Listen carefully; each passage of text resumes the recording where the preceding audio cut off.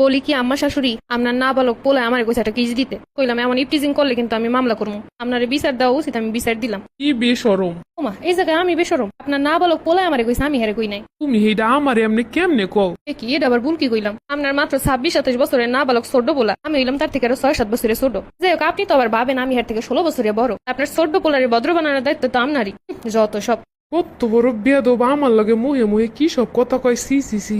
এ আব্বা আইসো, আহারে মুখটা হুগ হয়ে গেছে না আমার কি কও। আব্বা ল রুমে ল, একটু বইয়ে বাতাস করি ল। আরে আমার ফ্যান আছে রুমে, তুমি ল ল আব্বা রুমে ল। আনে কি হইছে আব্বা? ও বৌমা জামাই এসে দেখো না। দেখলাম তো আম্মা দরজার পাশে দাঁড়াই। দেখছিস দরজার পাশে দেখছে আইব না এক গ্লাস শরবত নিয়ে এই হইছে এখন গো মাইয়ারা। আর পোলাডে আইসে চাকরি করে মাথার গাম পাই ফেললা এক গ্লাস শরবত লইয়াও এডিও কইয়ে দেওয়ান লাগে। তা আম্মা শরবতটা তো আপনি এনে দিলেও পারতেন। এই তুমি কি কইতেছ? আমার হ্যাঁ তো সব আদর যত্ন করে শরবতটা হে গুলি আনলই তো হইতো।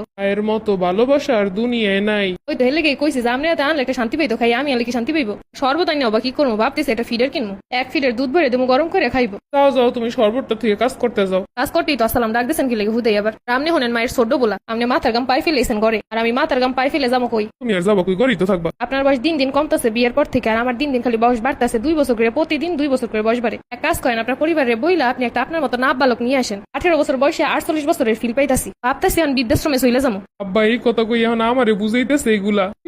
আমারে বৃদ্ধাশ্রমে পাঠানোর লেগে এইসব খোসা মাইরে কইতেছে রে আব্বা।